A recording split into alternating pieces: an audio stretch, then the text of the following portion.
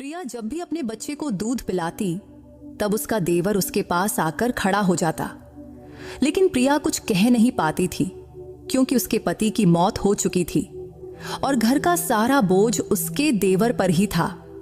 उसके देवर का नाम कमल था, जो देखने में बहुत ही गोरा चिट्टा और आकर्षक था। लेकिन प्रिया उससे कभी बात नहीं करती थी। लेकिन एक रात घर में सिर्फ वो दोनों ही थे। तब प्रिया अपने बच्चे को दूध पिला रही थी।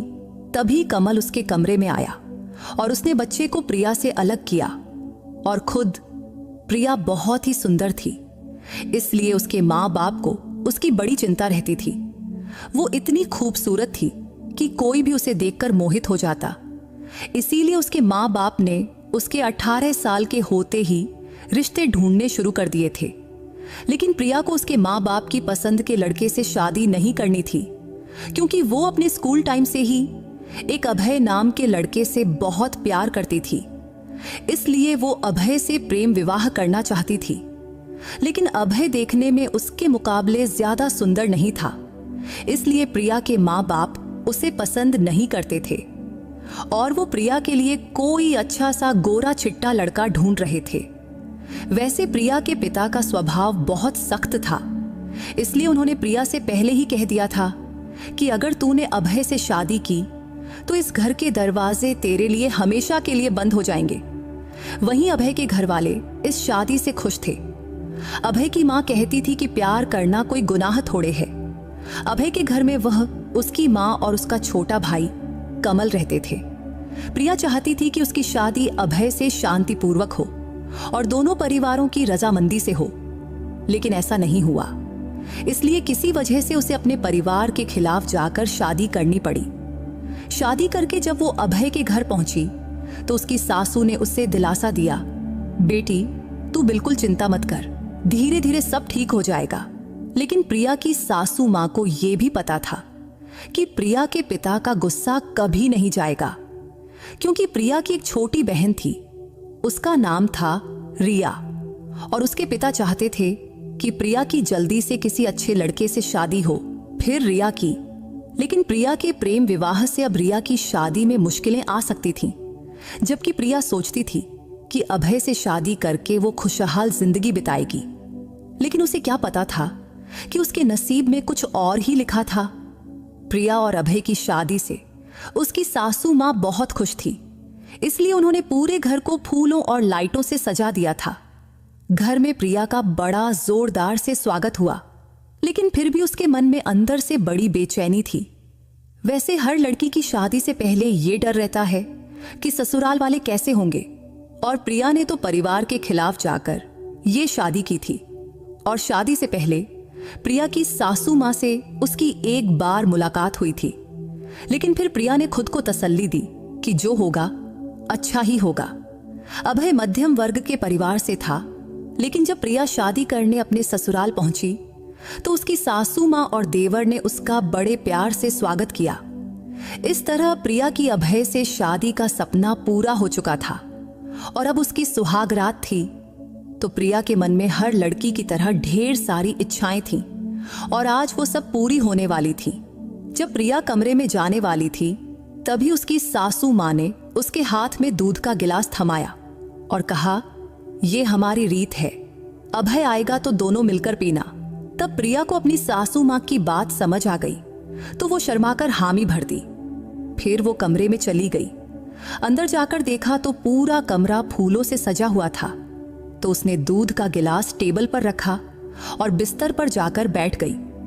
भले ही प्रिया की अभय से प्रेम विवाह हुई थी, लेकिन उसके मन में थोड़ा बहुत डर तो था ही।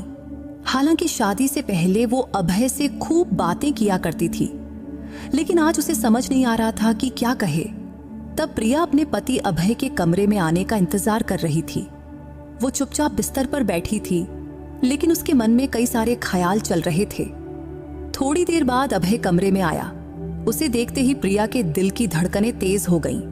माथे पर पसीना छलकने लगा। आते ही अभय धीरे से उसके पास आकर बैठ गया और बोला, क्या हुआ प्रिया, आज तू बहुत घबराई हुई लग रही है।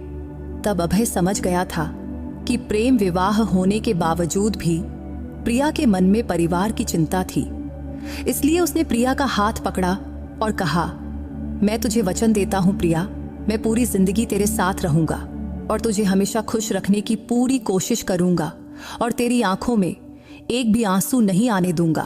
अभय की बातें सुनकर प्रिया उसे बड़े प्यार से देखने लगी थी, क्योंकि अभय की आंखों में उसके लिए अपार प्यार दिख रहा था। इसलिए अब उसके मन का डर भी कहीं गायब हो गया था। तभी अभय ने उसे गले लगाया और लाइट बंद कर दिया। फिर अभय ने अपना होंठ प्रिया के होंठों पर रख दिया। इसके बाद दोनों ने एक दूसरे से ऐसा प्यार किया जिसे शब्दों में बयां करना मुश्किल है। अगली सुबह कमरे के दरवाजे पर ठक ठक की आवाज से प्रिया की नींद टूटी, तो उसने दरवाजा खोला तो सामने उसकी सासू मां खड़ी थीं। उसकी सासू मां ने कहा, प्रिया बेटी, आज चेहरा दिखाने की रस्म है, जल्दी तैयार होकर नीचे आ जाओ और हां, अभय को भी उठा देना। सासू मां के जाने के बाद प्रिया ने दरवाजा बंद किया और अभय को उठाने लगी, लेकिन अभय को आज नींद से उठने का बिल्कुल मन नहीं था। तो वो बोला, प्लीज प्रिया, थोड़ा और सोने दो ना, तू भी आ जा और सो जा। ये कहते हुए उसने प्रिया को फिर से अपनी बाहों में खींच लिया। तभी प्रिया ने हड़बड़ाते हुए कहा, नहीं नहीं, मां अभी आई थी, कह रही थी कि चेहरा दिखाने की रस्म शुरू करनी है, इसलिए हमें जल्दी तैयार होकर नीचे जाना पड़ेगा। तब उसने एक सांस में सब बता दिया। लेकिन अभय आज कुछ ज्यादा ही रोमांटिक मूड में था, इसलिए उसने प्रिया की एक न सुना और उसे फिर से बिस्तर पर खींच लिया और अपना प्यार लूटाने लगा। थोड़ी देर बाद उसने प्रिया को छोड़ा। तब प्रिया नहाने चली गई। नहाकर लौटी तो उसने एक सुंदर सी साड़ी पहनी। फिर अभय भी नहाकर तैयार हो गया। फिर दोनों हॉल में पहुंचे। वहां सारे मेहमान उनकी प्रतीक्षा कर रहे थे। पहले दोनों ने साथ में नाश्ता किया, फिर चेहरा दिखाने की रस्म शुरू हुई। प्रिया को देखने वाली हर औरत उसकी खूबसूरती की तारीफ कर रही थी। रस्म के दौरान प्रिया ने गौर किया कि उसका देवर कमल उसे कुछ अजीब नजरों से देख रहा था, लेकिन उसने सोचा शायद ये उसका वहम होगा, क्योंकि उसने आज पहली बार उसे ठीक से देखा था। प्रिया का वो दिन बहुत ही व्यस्त था, लेकिन वो बहुत खुश थी, क्योंकि उसने शादी को लेकर जो सपने देखे थे वो आज पूरे होते दिख रहे थे। क्योंकि प्रिया के मन में हमेशा एक डर रहता था कि कहीं उसके इस सुख को किसी की नजर न लग जाए, लेकिन उसने कभी नहीं सोचा था कि उसका ये डर सच हो जाएगा। वैसे अभय को अक्सर ऑफिस के काम से दूसरे शहर जाना पड़ता था। हालांकि तब शादी के बाद सब कुछ ठीक चल रहा था, लेकिन शादी के 7 महीने बाद अभय एक बार फिर ऑफिस के काम से बाहर गया हुआ था। लेकिन रास्ते में उसका एक भयानक हादसा हो गया, जिसमें उसकी मौके पर ही मौत हो गई। वो दिन प्रिया के लिए जिंदगी का सबसे काला दिन था। ये खबर सुनते ही प्रिया का होश उड़ गया। तब उसे यकीन ही नहीं हो रहा था कि अभय अब इस दुनिया में नहीं रहा, क्योंकि उसका मन ये मानने को तैयार ही नहीं था। क्योंकि अभय तो हमेशा कहता था कि वो इस रिश्ते को 7 जन्मों तक निभाएगा, फिर वो उसे इतनी जल्दी कैसे छोड़ सकता था। उस शाम को जब अभय का पार्थिव शरीर घर लाया गया तो उसे देख प्रिया का दिल टुकड़े टुकड़े हो गया। उसकी सासू भी अपने बेटे के लिए फूट फूट कर रो रही थी। प्रिया के मायके वालों को जब ये खबर मिली तो पुरानी बातें भूलकर वो भी अभय के अंतिम संस्कार के लिए आए। तब प्रिया रोते रोते अपनी माँ बाप से कह रही थी, माँ, आपके आशीर्वाद के बिना मेरी शादी सफल नहीं हो सकी। उसके माँ बाप ने उसे गले लगाते हुए कहा, नहीं बेटी, माँ बाप अपने बच्चों से चाहे कितना भी नाराज हों, वो उन्हें कभी बद्दुआ नहीं देते। लेकिन ये भी सच है कि नसीब में जो लिखा है उसे कोई बदल भी नहीं सकता। फिर सभी की मौजूदगी में अभय का अंतिम संस्कार पास के श्मशान में किया गया। इसके 3 दिन बाद प्रिया के माँ बाप अपने घर जाने की तैयारी करने लगे। जाते वक्त उन्होंने प्रिया को गले लगाया और विदा लिया। विदा लेते हुए प्रिया के माँ बाप उसे आशीर्वाद देकर अपने घर चले गए। इसके बाद अगले 3 हफ्ते बीत गए। 3 हफ्ते बाद प्रिया के माँ बाप फिर से उससे मिलने आए। उस वक्त प्रिया अपनी कमरे से बाहर निकल रही थी। तभी अचानक उसे चक्कर आया और वो बेहोश होकर गिर पड़ी। जब प्रिया को होश आया तो वो अस्पताल में थी। होश में आते ही डॉक्टर ने उसे देखकर कहा, प्रिया, आज से तुझे अपनी सेहत का खास ख्याल रखना होगा, क्योंकि तुम अब मां बनने वाली है। ये खबर सुनकर प्रिया को समझ नहीं आया कि वो खुश हो या दुखी। हालांकि तब पहले तो वो खुशी से फूली नहीं समाई, लेकिन फिर उसे ख्याल आया कि उसके होने वाले बच्चे को पिता का सहारा नहीं मिलेगा। यही सोचकर उसके माँ बाप भी उदास दिख रहे थे। लेकिन प्रिया की सासू माँ ये सुनकर बहुत खुश थी। तभी वो प्रिया के पास आई और बोली, बेटी, ये बच्चा मेरे बेटे की आखिरी निशानी है, इसलिए तू अब अपनी और इस बच्चे की अच्छे से देखभाल करना। जब प्रिया को अस्पताल से घर लाया गया तो उसकी सासू माँ ने उसकी नजर उतारी और फिर से उसका स्वागत किया। इतने दिनों बाद उसकी सासू माँ के चेहरे पर हंसी देख प्रिया का मन भी खुश हो गया। लेकिन जब प्रिया के माँ बाप उसे अपने साथ ले जाने आए तो ये खुशी का माहौल दुख में बदल गया। तब प्रिया के माँ बाप ने कहा, प्रिया, तू अभी बहुत छोटी है, तेरे सामने पूरी जिंदगी पड़ी है और अकेले इस बच्चे को पालना तेरे लिए बहुत मुश्किल होगा। इसलिए तू इस बच्चे का गर्भपात कर दे। इसके बाद हम तेरा फिर से किसी अच्छे घर में ब्याह कर देंगे। ये सुनकर उसकी सासू माँ का चेहरा लटक गया। फिर वो बोली, ये बच्चा मेरे बेटे की आखिरी निशानी है। प्रिया बेटी, तू गर्भपात मत करना। तब अपनी सासू माँ का अपने बेटे के लिए प्यार देख प्रिया के मन में भी अपने बच्चे के लिए ममता जाग उठी। फिर उसने अपने माँ बाप से कहा, भले ही अभय अब नहीं है, लेकिन मैं ये घर कभी नहीं छोड़ूंगी और मैं अपनी बाकी जिंदगी अपने बच्चे के सहारे बिताऊंगी। इस पर प्रिया के पिता गुस्से में बोले, तू अभी बहुत छोटी है, इसलिए अकेली औरत के लिए इतने छोटे बच्चे को पालना आसान नहीं, क्योंकि आगे चलकर इस बच्चे की पढ़ाई और खर्चे तू अकेले कैसे संभालेगी। ये सुनकर उसकी सासू माँ बोली, समधी जी, आप इसकी जरा भी चिंता मत करो। अगर ये बच्चा इस दुनिया में आया तो मैं अपने छोटे बेटे कमल की शादी प्रिया से करवा दूंगी। ये सुनकर प्रिया हैरानी से अपनी सासू माँ की तरफ देखने लगी, क्योंकि उसने कभी नहीं सोचा था कि उसकी जिंदगी उसे इस मोड़ पर लाएगी। लेकिन अब उसके पास कोई और रास्ता भी नहीं था। ये सुनकर प्रिया के माँ बाप भी संतुष्ट हो गए और बोले, ठीक है, अगर प्रिया की शादी आपके छोटे बेटे से हो रही है तो हमें कोई ऐतराज नहीं। ये कहकर उन्होंने प्रिया को आशीर्वाद दिया और अपने घर चले गए। अपने माता पिता के जाने के बाद प्रिया चुपचाप अपने कमरे में गई और अभय को याद करके रोने लगी। अब वो सोच रही थी कि अगर आज अभय जिंदा होता तो अपने बच्चे की खबर सुनकर कितना खुश होता। लेकिन उसके नसीब में ऐसा कुछ लिखा होगा, ये उसने कभी नहीं सोचा था। लेकिन अब उसे अपने बच्चे के लिए जीना था। ये सोचकर प्रिया ने अपनी सेहत का ज्यादा ख्याल रखना शुरू किया।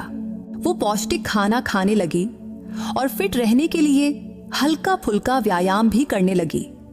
चूंकि अभय के जाने के बाद अब घर का खर्च उसका देवर कमल उठा रहा था। वो एक बड़ी मल्टीनेशनल कंपनी में काम करता था और उसकी तनख्वाह भी अच्छी थी। हालांकि प्रिया उससे ज्यादा बात नहीं करती थी, क्योंकि वो हमेशा अपने काम में व्यस्त रहता था।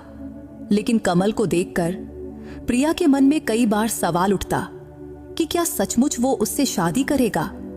लेकिन अभी उसके मन में कमल के लिए कोई भावना नहीं थी। तब वो सिर्फ अपने बच्चे के लिए ये शादी करने को तैयार थी।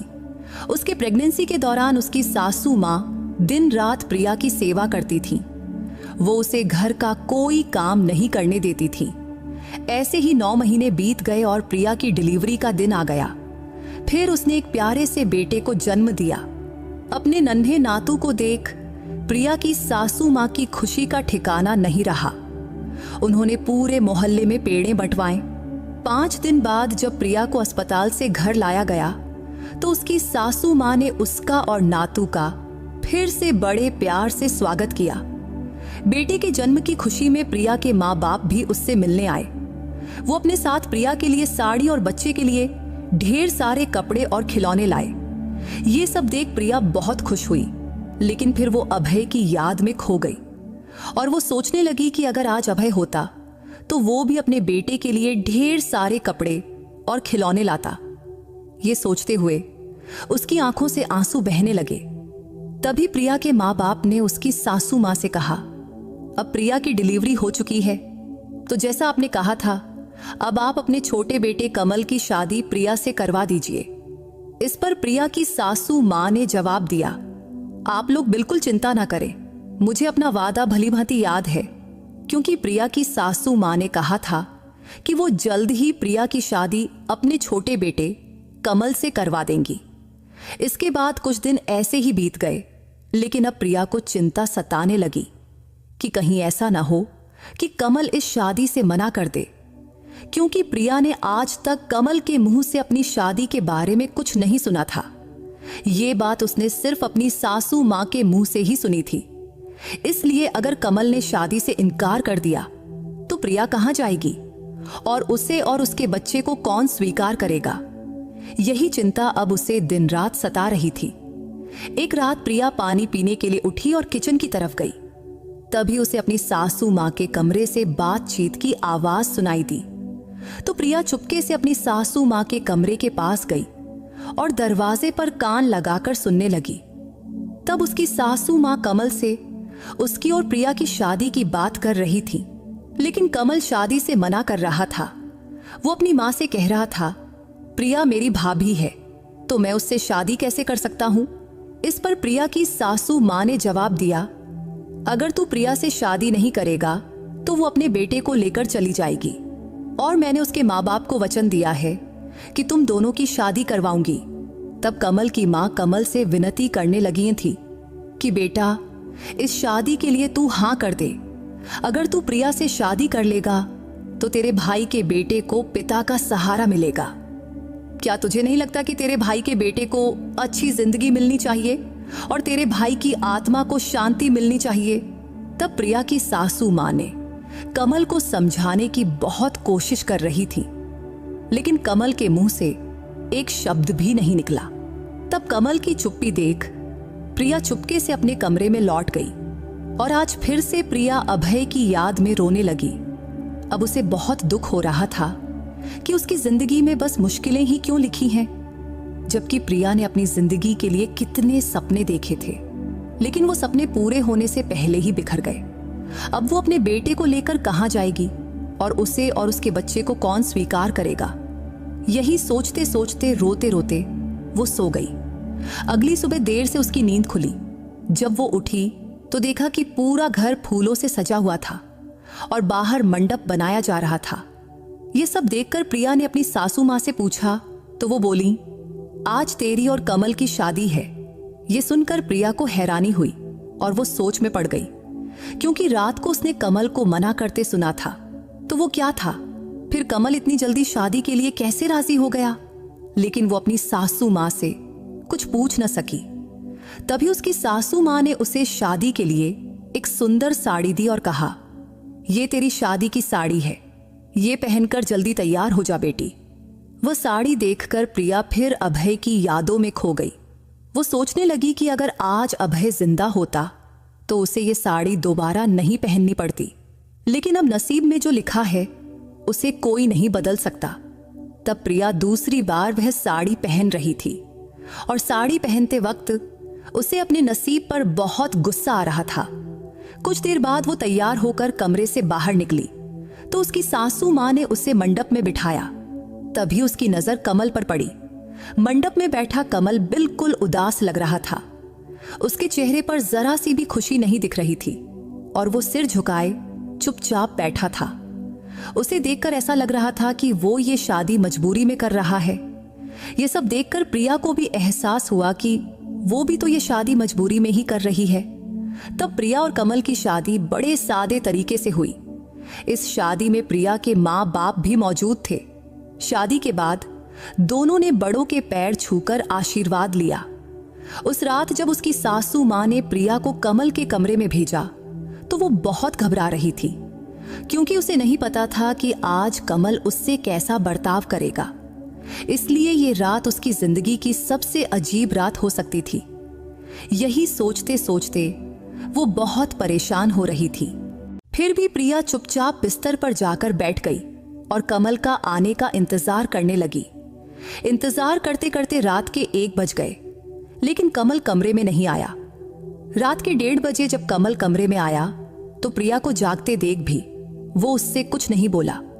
तब प्रिया भी उससे कुछ नहीं बोली, क्योंकि आज उनका रिश्ता बदल चुका था और आज वो पति पत्नी बन चुके थे। लेकिन फिर भी उनके बीच पति पत्नी जैसी कोई भावना नहीं दिख रही थी। तभी कमल चुपचाप बिस्तर से तकिया लेकर बालकनी में जाकर सो गया। उसके इस बर्ताव से प्रिया बहुत परेशान हो गई। फिर भी वो उससे कुछ कह न सकी और चुपचाप सो गई। अगली सुबह जब प्रिया की नींद खुली तो कमल पहले ही फ्रेश होकर बाहर जा चुका था।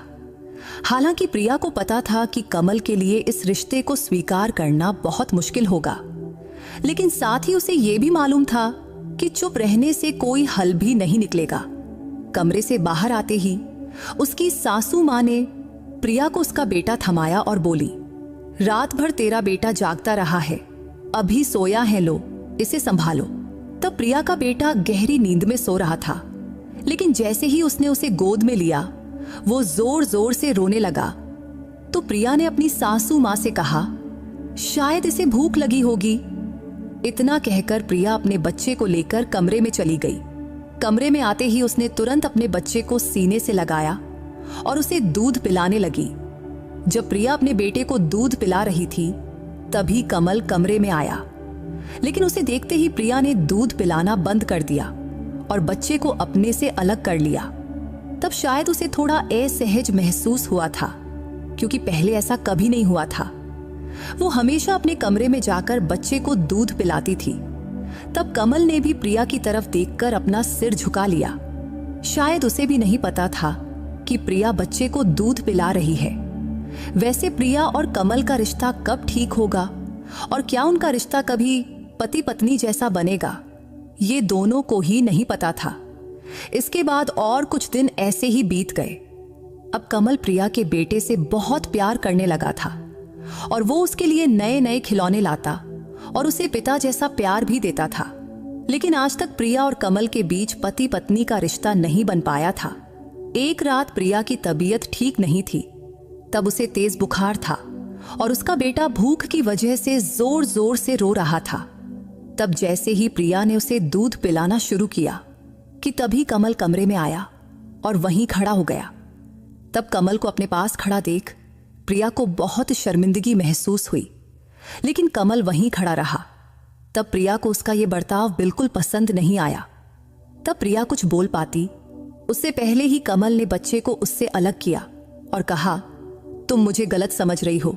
मैं यहां सिर्फ ये बताने आया था कि तुम्हें तेज बुखार है। ऐसे में बच्चे को दूध पिलाना ठीक नहीं है, वरना वो भी बीमार पड़ सकता है। इतना कहकर कमल बच्चे को बाहर ले गया और खुद पाउडर का दूध बनाकर उसे पिलाने लगा। ये देख प्रिया को अपनी गलती समझ आई। फिर वो तुरंत उठकर बाहर गई और देखा कि कमल उसके बेटे को बड़े प्यार से दूध पिला रहा है। तभी प्रिया माफी मांगने कमल के पास गई, लेकिन वो गुस्से में उठकर वहां से चला गया। अब प्रिया और कमल के बीच की दूरी खत्म होने के कोई आसार नहीं दिख रहे थे। लेकिन आज कमल के इस व्यवहार से प्रिया समझ गई थी कि वो उसके बेटे से बहुत प्यार करता है। अब प्रिया और कमल की शादी को 2 महीना बीत चुका था, लेकिन दोनों एक ही कमरे में रहते हुए भी अलग अलग सोते थे।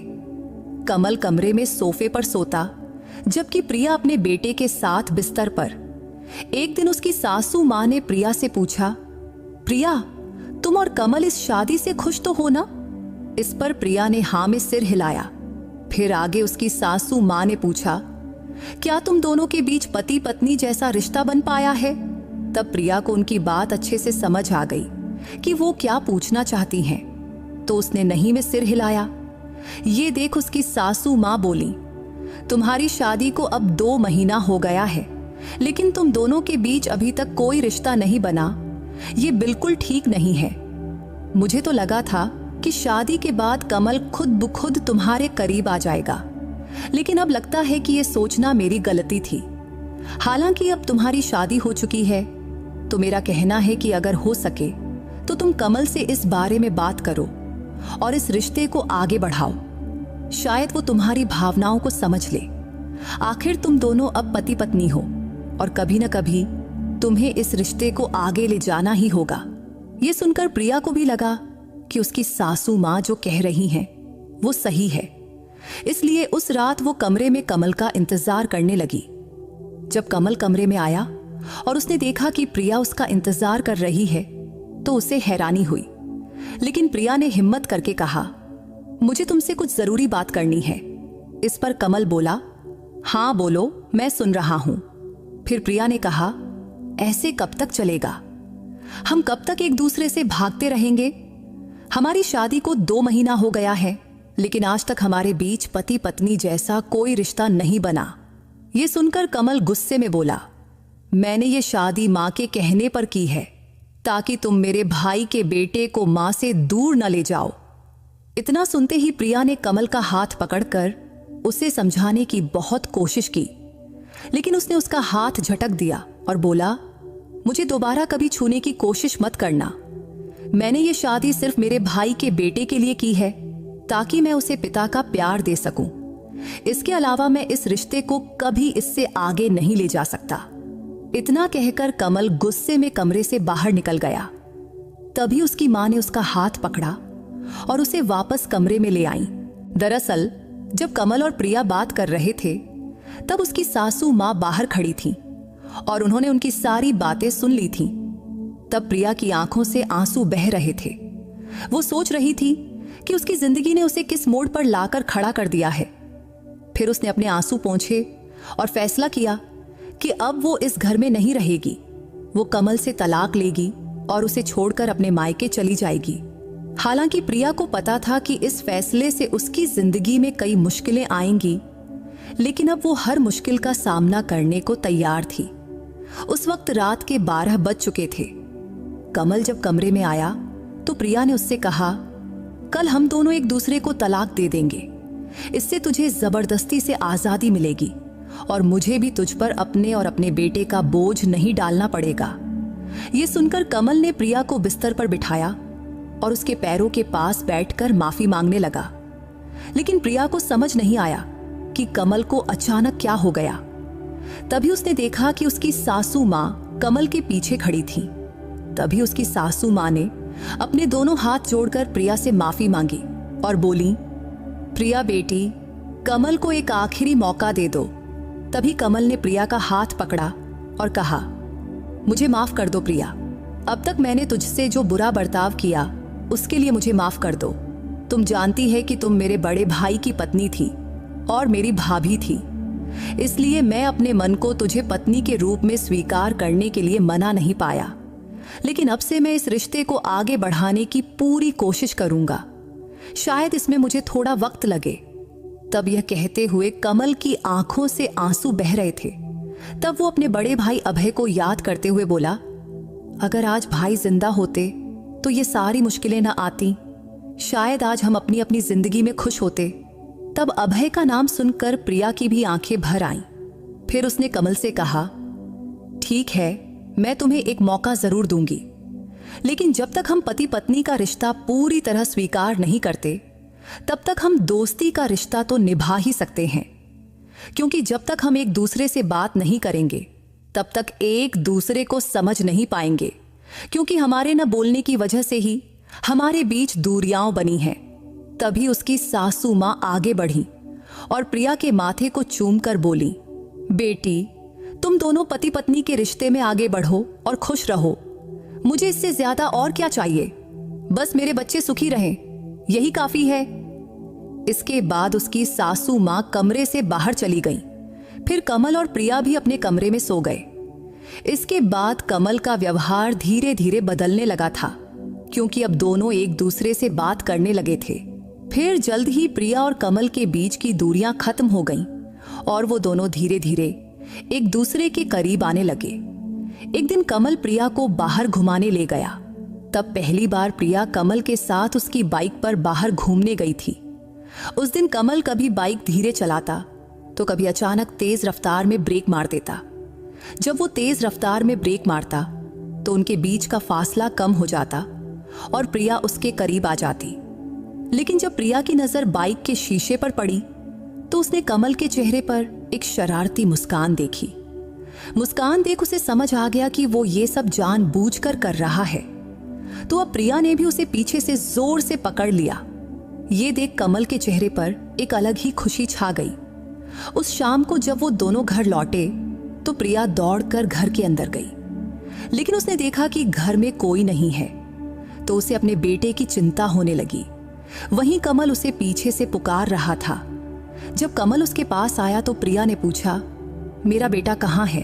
तो कमल ने जवाब दिया, तुम उनकी जरा भी चिंता मत करो प्रिय, माँ और बच्चे वो दोनों मासी के घर गए हैं और कल सुबह तक वापस आ जाएंगे।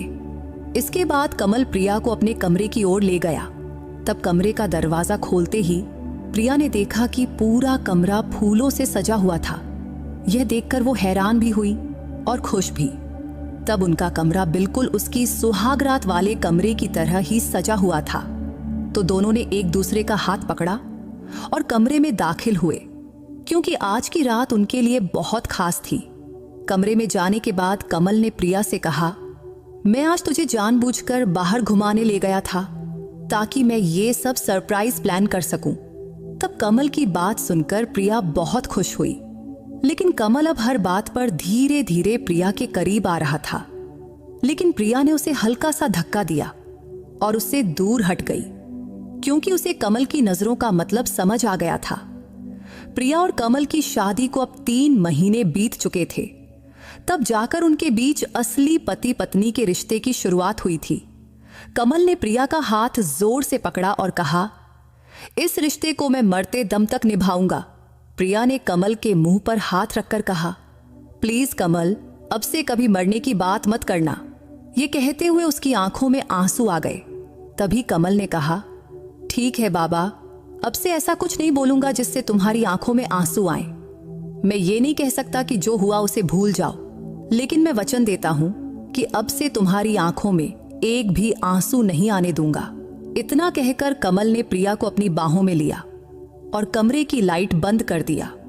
आज उनकी जिंदगी की नई शुरुआत हुई थी, क्योंकि उनके बीच की दूरियां अब प्यार में बदल गई थीं और दोनों इतने करीब आ चुके थे कि एक दूसरे के दिल की धड़कनें साफ सुनाई दे रही थीं। तो दोस्तों, अगर आपको प्रिया की ये कहानी पसंद आई हो तो इस वीडियो को लाइक और चैनल को सब्सक्राइब करना मत भूलना। फिर किसी नई कहानी में मुलाकात होगी। बाय।